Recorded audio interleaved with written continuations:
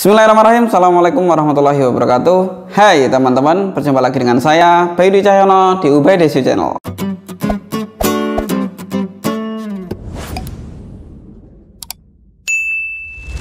Seperti yang sudah saya janjikan di video-video saya sebelumnya, apabila teman-teman suka dengan konten-konten saya yang membahas tentang materi-materi apa saja yang harus kita pelajari untuk persiapan kita mengikuti tes ujian masuk di Pondok Modern Darussalam Gontor.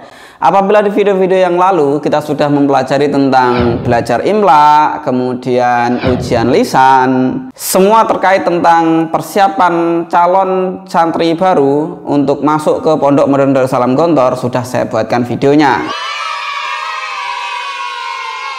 Sesuai dengan request daripada teman-teman sekalian yang menghendaki untuk saya buatkan video pembahasan materi tentang bahasa Indonesia yang kira-kira materi ujiannya seperti apa, kira-kira apa saja yang harus kita pelajari untuk persiapan mengikuti tes ujian masuk di Pondok Modern Darussalam Gontor. Jangan kemana-mana, ikuti terus video ini sampai akhir dan jangan di skip karena kita akan belajar bersama tentang materi apa saja yang harus kita pelajari untuk persiapan kita mengikuti tes ujian masuk Pondok Modern Darussalam Gontor. Sebelum saya berbicara banyak di video ini, saya akan menjelaskan terlebih dahulu bahwasanya di Pondok Modern Darussalam Gontor itu ada dua tipe ujian. Yang pertama adalah ujian lisan, kemudian ada ujian tulis. Materi apa saja yang akan diujikan di ujian tulis? Ada matematika, ada bahasa Indonesia, ada al-imla'u. Saya sudah membuatkan video tentang belajar imla untuk persiapan masuk ke Pondok Modern Darussalam Gontor. Cek seluruh videonya di playlist yang sudah saya buatkan khusus yang berjudul belajar imla. Nanti akan saya tautkan di sini dan saya akan tuliskan di kolom deskripsi. Nah, selain imla ada matematika dan bahasa Indonesia. Video kali ini hanya akan membahas tentang materi apa saja yang harus kita pelajari untuk persiapan masuk ke Pondok Modern Darussalam Gontor khusus bahasa Indonesia. Ya, untuk materi matematika nanti kita akan bahas di video selanjutnya. Oke, langsung aja bahasa Indonesia.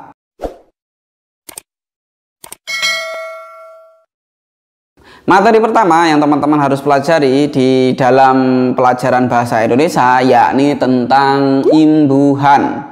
Apa itu imbuhan? Ya, imbuhan apabila kita lihat dari penampatannya itu bisa kita bagi menjadi 4. Yang pertama adalah awalan yang berada di awal, kemudian sisipan yang biasanya ada di tengah, ataupun akhiran yang biasanya di akhir sebuah kata, ataupun yang biasa kita sebut konfiks yang itu bisa perpaduan antara awalan dan akhiran, jadi disebut sebagai konfiks. Awalan atau disebut juga perfiks adalah imbuhan yang penggunaannya terletak di depan atau di awal sebuah kata dasar. Contohnya ter, pe, se, ke, ber, dan lainnya. Sisipan atau biasa disebut juga dengan infiks merupakan imbuhan yang digunakan di tengah atau disisipkan pada kata dasar. Contohnya l, er, em, in, dan lain-lainnya. Sedangkan akhiran atau biasa juga disebut dengan sufiks merupakan sebuah penggunaan imbuhan yang digunakan di akhir sebuah kata dasar. Contohnya i, kan, nya, dan lainnya. Konfiks atau disebut juga dengan simulfiks adalah penggunaan imbuhan pada kata dasar di mana letaknya ada di awal dan di akhir sekaligus. Contohnya ke, an, ber, an, se, nya, peng, an, dan lain-lainnya. Ya, teman-teman tugasnya adalah mempelajari tentang imbuhan tersebut. Kemudian nanti teman-teman juga harus tahu ini asli katanya apa. Kemudian imbuhannya apa? Apakah ada tambahan imbuhan di awal, di tengah, atau di akhir? Jikapun itu ada tambahan, ada imbuhan, maka kira-kira artinya apa sih imbuhan itu? Membuat perubahan makna atau tidak? Contoh, kita masuk ke awalan terlebih dahulu. Misalkan kita akan membahas tentang makna awalan ter. Contoh, bermakna paling. Contohnya apa? Tercantik, tercepat, terhebat. Berarti kalau ada kata tercantik, maka artinya adalah dia yang paling cantik. Makna yang lain misalkan bermakna sudah di atau dapat di. Contoh, tertutup, sudah ditutup atau dapat ditutup. Terbuka, terlihat, terdengar. Contoh yang lain, makna awalan pe, bermakna profesi atau pekerjaan seseorang. Contoh, pelajar, pelari, perawat, penulis. Bermakna sifat, contohnya penyabar, pemalas, pemarah. Kemudian awalan se, apa makna daripada awalan se itu? Bermakna sebuah bilangan. Contoh 100, 1000, atau bisa juga bermakna seluruh atau semua. Contoh sekampung, sekantor. Atau dengan makna lainnya melakukan bersama-sama. Contoh seangkatan, seperjuangan, dan lain sebagainya. Teman-teman bisa mempelajari sendiri. Sisipan, sisipan ada memiliki makna yang bermacam-macam. Misalkan makna sisipan L, membentuk kata kerja. Contoh melaju, asli katanya maju. Kemudian ada sisipan E dan L menjadi melaju. Makna sisipan R, membentuk kata benda. Contoh seruling. Selanjutnya kita membahas tentang akhiran. Contohnya, makna akhirannya bermakna sesuatu yang telah terjadi.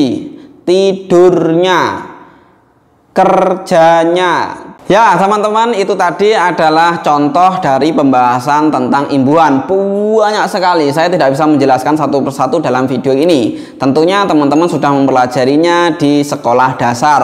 Dan mungkin kalau teman-teman yang lulusan SMP mau masuk Gontor lebih menguasai lagi mungkin ya. Jadi silahkan dipelajari sendiri, cari bukunya.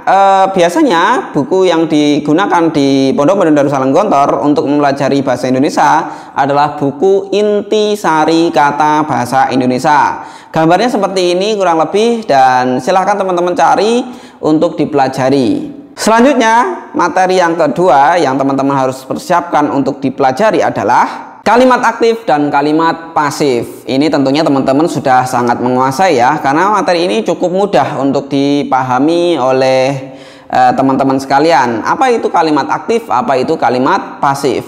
Kalimat aktif adalah kalimat yang terdiri dari SPO, subjek, predikat, dan objek, di mana subjek ini adalah menjadi pelaku dan predikat adalah pekerjaan yang dilakukan, sedangkan objek adalah suatu hal yang dikenai pekerjaan atau yang dikenai oleh predikat oleh si subjek itu sendiri. Contoh, Andi makan roti.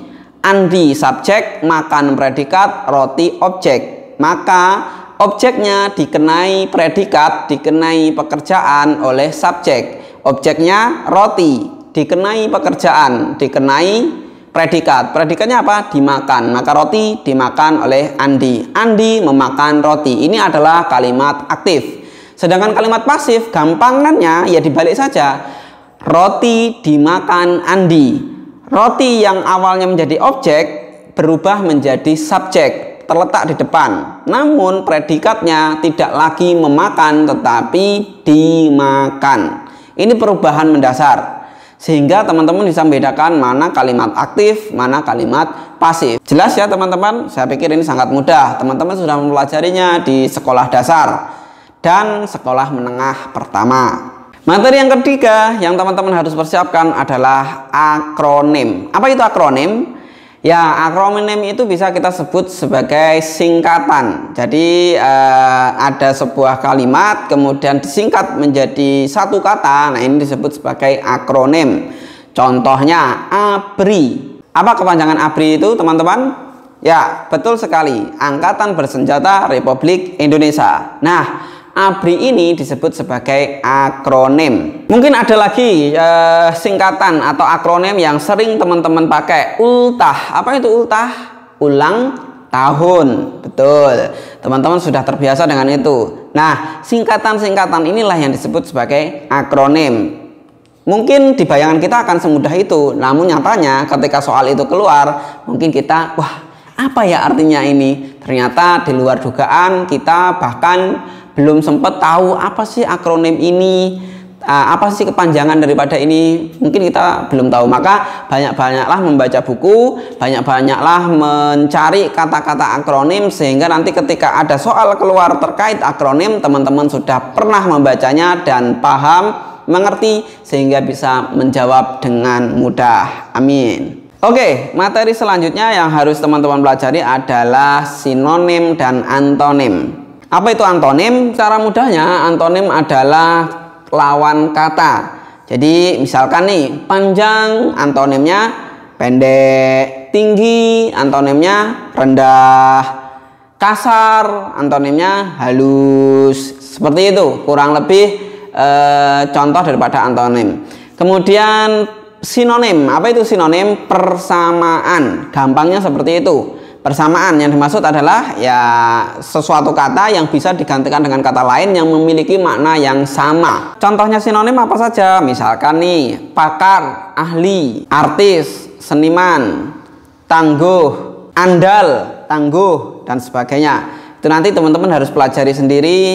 Buka bukunya tentang sinonim, sering-sering baca, banyak-banyak baca, sehingga teman-teman tidak asing dengan kata-kata sinonimnya apa, antonimnya apa, seperti itu. Dan jangan sampai tertukar, itu poinnya. Poin yang kelima yang teman-teman harus pelajari adalah, ini agak susah, maka saya taruh di poin kelima. Kiasan, peribahasa, ungkapan, pepatah. Ini penting sekali karena banyak sekali teman-teman yang mungkin melewatkan materi ini, padahal ini materi yang menurut saya cukup susah.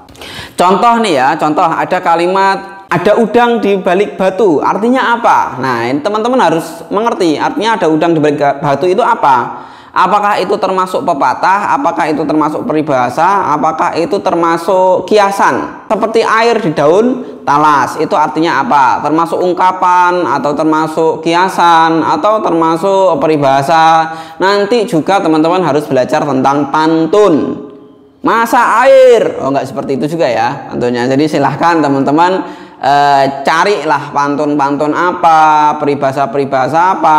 Di buku yang tadi saya tunjukkan itu semuanya sudah ada di situ. Saya yakin kalau teman-teman menguasai buku itu, insya Allah bisa mudah sekali menjawab soal-soal yang akan diujikan nanti. Asalkan teman-teman belajar. Ingat, tidak ada yang tidak mungkin, asalkan ada niat dan keinginan yang besar, maka jalan itu akan terpampang lebar di hadapan kita. Semangat terus berjuang, semangat terus belajar. Meskipun keadaannya seperti ini, saya anjurkan teman-teman semuanya memiliki buku yang tadi sudah saya sebutkan, ya, buku ini.